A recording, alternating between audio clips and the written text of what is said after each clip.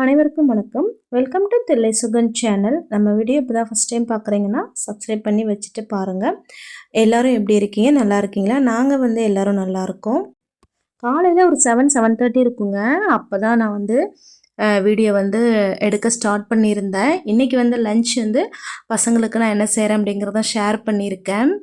எப்படி வெயிலாக இருக்குது பாருங்கள். ஒரு 7 மணிக்கெல்லாம் இன்றைக்கி உருண்டை குழம்பு தான் நான் வைக்க போகிறேன். அதுக்கு பருப்பு ஊற வச்சுருந்தேன். சோம்பு காஞ்ச மிளகா போட்டு இப்போ மிக்சியில் அரைச்சிக்க போகிறேன். எப்போவுமே உருண்டை குழம்புக்கு வெறும் கடலைப்பருப்பு ஊற வைக்கக்கூடாது. ஊற வச்சா அது கொஞ்சம் நல்லா இருக்காது. அது கூட கொஞ்சம் துவரம் பருப்பும் போட்டுக்கலாம், இல்லை கொஞ்சமாக பைத்தம் பருப்பும் போட்டுக்கலாம். ஃபஸ்ட்டு நான் கடலைப்பருப்பு மட்டும்தான் போட்டு செய்வேன். கொஞ்சம் ரஃப்பாக இருக்க மாதிரி இருக்கும். அப்புறம் அம்மா உருண்டை குழம்பு அடிக்கடி வைப்பாங்க. அவங்ககிட்ட நான் கற்றுக்கிட்டேன். அப்புறம் சொன்னாங்க, கொஞ்சம் இந்த பருப்பெல்லாம் கலந்து வச்சா அந்த அந்த ரஃப்பாக இருக்கிறது இருக்காது அப்படின்னு சொல்லிட்டு சொன்னாங்க. அதிலேருந்து நானும் பருப்பு கொஞ்சம் பைத்தம்பருப்பு கொஞ்சம் கலந்துப்பேன். சும்மா ஒரு ஒரு ஒரு 4 விரலில் அள்ளி போடுற மாதிரி லைட்டாக வெள்ளை உளுந்து இருந்தால் கூட கொஞ்சம் போட்டுக்கலாம். அந்த கொஞ்சம் அந்த வளவளப்பு இருக்கும். அதனால் நான் அதை போடலைன்னா பருப்பு கொஞ்சமாக சேர்த்துருக்கேன். போட்டு நல்லா அரைச்சாச்சு பாருங்கள். இவ்வளோ வந்திருக்கு எனக்கு. இதில் சின்ன சின்ன உருண்டைகளை நம்ம பிடிச்சிக்கலாம். இதில் நம்ம அரைச்சதுக்கப்புறமா நான் வெங்காயம் கட் பண்ணி வச்சுருந்தேன். பெரிய வெங்காயம் ஒரு 2 கட் பண்ணி வச்சுருந்தேன்.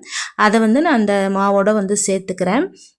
சேர்த்துட்டு கருவேப்பிலை கொத்தமல்லி இருந்தாலும் சேர்த்துக்கலாம்.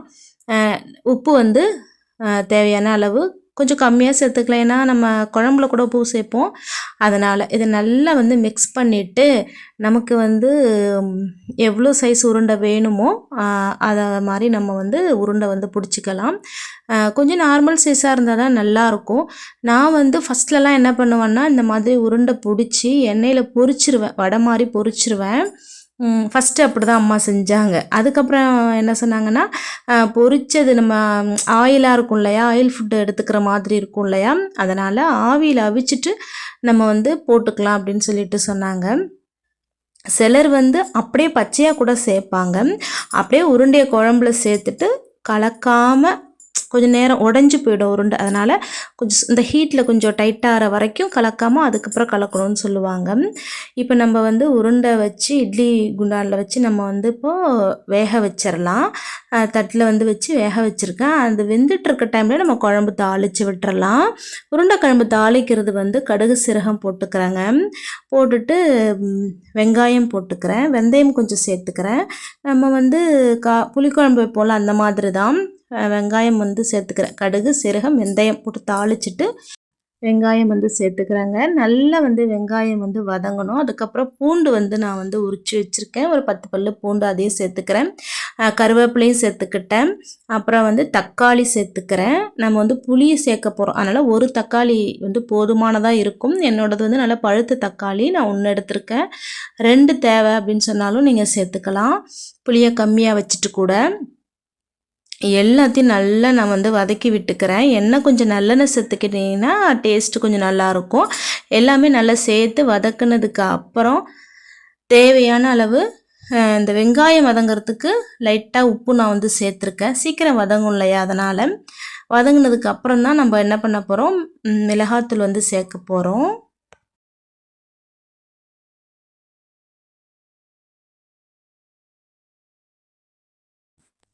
மிளகாத்தூள் நமக்கு தேவையான காரத்துக்கு தேவையான அளவு சேர்த்துக்கலாம். வீட்டில் நம்ம அரைச்சி வச்சுருக்கக்கூடிய குழம்பு மிளகாய்த்தூள் தாங்க நான் சேர்த்துக்கிறேன். அதையும் சேர்த்துட்டு நம்ம அதுக்கப்புறம் நான் புளி ஊற வச்சுருக்கேன். ஒரு சின்ன லெமன் சைஸ் அளவு புளி எடுத்து ஊற வச்சுருக்கேன். இப்போ நம்ம குழம்புக்கு தேவையான அளவு உப்பை சேர்த்துக்கிறோம். முன்னாடி வெங்காயம் வதங்கிறதுக்காக லைட்டாக போட்டிருந்தேன்.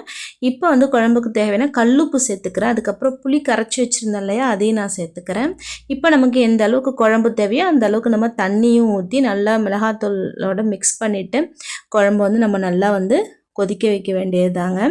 ஒருத்தரும் ஒரு மாதிரியான உருண்டை குழம்பு செய்வாங்க. நான் இப்படி தான் செய்வேன். இட்லி தட்டில் வேக வச்சுட்டு எடுத்து சேர்ப்பேன். கடலைப்பருப்பு கொஞ்சமாக துவரம் பருப்பு கலந்து சோம்பு காஞ்ச மிளகாய் போட்டு அரைச்ச உருண்டை தாங்க. வேறு ஒன்றுமே இது ரகசியம் இல்லைங்க, ரொம்ப சிம்பிள் தான் இந்த குழம்பு. நல்லா இருக்கும். கொஞ்சம் வந்து நம்ம அந்த ஒரு உருண்டை எடுத்து வச்சுட்டு கொதி வந்ததுக்கப்புறம் இதில் கரைச்சி விட்டுறணும். அந்த உருண்டையில் ஒன்று வந்து நம்ம இதில் கலக்கி விட்டுறணும். கொஞ்சம் குழம்பு வந்து நமக்கு திக்னஸ் கிடைக்கும். அதனால் தேவையான அளவு தண்ணியும் நம்ம வந்து மிக்ஸ் பண்ணிட்டோம். உப்பும் வந்து சேர்த்துட்டோம். காரம் உப்பு செக் பண்ணிக்க வேண்டியதாங்க. செக் பண்ணிவிட்டு இதை நல்லா ஒரு தட்டு போட்டு மூடிட்டா அது கொதிச்சிட்ருக்கும். நல்லா சூப்பராக கொதிச்சிருச்சு பாருங்கள். இந்த மாதிரி நல்லா பபுள்ஸ் வர அளவுக்கு கொதிக்கணும். நம்ம இட்லி தட்டில் வேக வச்சுருந்தோம் இல்லையா உருண்டை, அதை வந்து இந்த குழம்பு கொதி வந்திருக்கு இல்லையா, இந்த டைம் நம்ம சேர்க்கணும். ஒன்று ஒன்றா நம்ம சேர்த்துடலாம். ஆவியில் நல்லா வெந்துருச்சு உருண்டையும். இப்போ நம்ம வந்து சேர்த்துடலாம். சேர்த்த உடனே நம்ம வந்து என்ன பண்ணணும், ரொம்ப கலக்கி விட வேணாம். ரொம்ப மெதுவாக வந்து உருண்டைகளை வந்து நம்ம வந்து பரட்டி விட்டு, இப்போ ஒரு உருண்டை வந்து உடச்சி போட்டுக்கிறேன் பாருங்கள். உடச்சி அதில் உதுத்து விட்டுக்கிறேன். குழம்பு நல்லா திக்னஸ் கிடைக்கும். அதனால தான் பொறுமையாக நம்ம வந்து கிளறி விட்டுக்கலாங்க. ரொம்ப வேகமாக கிளறினா கூட உருண்டை வந்து உடைய வாய்ப்பு இருக்குது. இந்த மாதிரி லைட்டாக கிளறி நம்ம விட்டுக்கலாம். ஏன்னா சில டைம் இந்த ஹீட்டில் போயிட்டு உட்காந்துரும், பிடிச்சிக்கும் சில டைம் வானலில். அதனால் இது வந்து நம்ம வந்து கொஞ்சம் நேரம் வந்து வெயிட் பண்ணணும். நல்லா இறக்க போகிற டைமில் நான் என்ன பண்ணுறேன்னு பாருங்கள். தேங்காய் கூட கொஞ்சம் சோம்பு சேர்த்து நான் அரைச்சி போட்டுக்கிறேன். சோம்பு சீரகம் தேங்காவோட அரைச்சி ஊற்றுறதாங்க மெயின். கண்டிப்பாக நம்ம இதை அரைச்சி ஊற்றினாதாங்க குழம்புக்கான டேஸ்ட்டு வந்து கிடைக்கும். உருண்டை குழம்புனா கடைசியாக தேங்காய் சோம்பு ஜீரகம் அரைச்சி ஊற்றுங்க. கண்டிப்பாக வந்து குழம்போட டேஸ்ட்டு நல்லாயிருக்கும், திக்னஸ் இருக்கும். நல்லா அரைச்சி ஊற்றிக்கலாம். நீங்கள் வந்து கொஞ்சம் தண்ணியாகவே வச்சுக்கோங்க. நம்ம தேங்காய் ஊற்றும்போது அந்த கரெக்டான திக்னஸ் நமக்கு வந்து கிடச்சிரும். வைக்கும்போதே நம்ம திக்காக வச்சோன்னு வச்சுக்கோங்களேன், தேங்காய் ஊற்றும் போது நமக்கு இன்னும் திக்னஸ் ஆகிட்டு உருண்டை ஃபுல்லாகவே அப்சர்வ் பண்ணிக்கும். இப்போ காலையிலே நம்ம வைக்கிறோன்னா, லஞ்சுக்கு கொடுத்து விட்றோன்னா, நம்ம டிஃபன் பாக்ஸில் வச்சு கொடுக்கும்போது மதியானம் அந்த உருண்டைகள் ஃபுல்லாக குழம்பு இழுத்துரும். வெறும் உருண்டை மட்டும் இருக்கிற மாதிரி இருக்கும். அதனால் கொஞ்சம் தண்ணியாகவே வச்சுக்கோங்க, பார்த்து திட்டமாக வச்சுக்கோங்க. இந்த குழம்பு மட்டும் அப்படித்தான், நல்லா இழுத்துரும் நேரம் ஆக ஆக. கொஞ்சம் தண்ணியாக வச்சுட்டு நீங்கள் தேங்காய் அரைச்சி ஊற்றும்போது கரெக்டான நமக்கு பதம் கிடச்சிரும். ரொம்ப திக்காகவும் இல்லாமல் ரொம்ப தண்ணியாகவும் இல்லாமல் பார்த்து கரெக்டாக வைங்க. மதியானம் பார்த்திங்கன்னா கொஞ்சம் கொஞ்சம் லைட்டாக தண்ணி மாதிரி இருக்கட்டும். அப்படியே நீங்கள் வந்து ஆஃப் பண்ணிடலாம். ஆஃப் பண்ணிவிட்டு வெயிட் பண்ணும்போது சூடு ஆற ஆற அந்த உருண்டை வந்து இழுத்துக்கும்ல, அப்போ வந்து நமக்கு கரெக்டான திக்னஸ் வந்து கிடைக்கும். ரொம்ப டேஸ்டியான உருண்டை குழம்பு ரெடி ஆகிடுச்சுங்க. சாதமும் மடித்து ரெடி ஆகிடுச்சு. டிஃபனுக்கு தோசையும் ஊற்றிட்டேன். இது வந்து நம்ம மல்டிகிரெயின் கோதுமை மாவு அரைச்சி வச்சுருக்கோம். அந்த தோசை மாவு தாங்க. இட்லி மாவு வாரத்தில் ஒரு டைம் தான் அரைப்பேன். அது 2 டேஸ்க்கு அப்புறம் இடையில வந்து இந்த மாதிரி மல்டிகிரெயின்ஸ் கோதுமை மாவு இருக்கும், தோசை ஊற்றுவேன். அப்படி இல்லைன்னு சொன்னால் உப்புமா அந்த மாதிரி யாராவது பண்ணிவிட்டு திரும்ப 2 நாள் இட்லி தோசை அந்த மாதிரி தான். இது வந்து சவுச்சவ் கூட்டு, சவுச்சவ் பச்சைப்பருப்பு போட்டு கூட்டு அவிச்சிட்டு தேங்காய் திருவல் போட்டிருக்கேன். இதுவும் சூப்பராக இருக்குங்க. சவுச்சவ் கூட்டு ரொம்ப நல்லாயிருக்கும். நமக்கு இந்த சுரக்காய் கூட்டு அந்த டேஸ்ட்டுக்கு வந்து வரும். இதை பார்த்தீங்கன்னா கருவேப்பிலை இட்லி பொடி, தோசைக்கு வந்து இதான் பசங்களுக்கு வந்து நான் வந்து சைட் டிஷ் வந்து கொடுத்தேன். ரொம்ப இட்லி பொடினா விருப்பப்படுவாங்க. கருவேப்பிலை வந்து நம்ம சேர்த்துக்கிட்டா ரொம்ப நல்லது.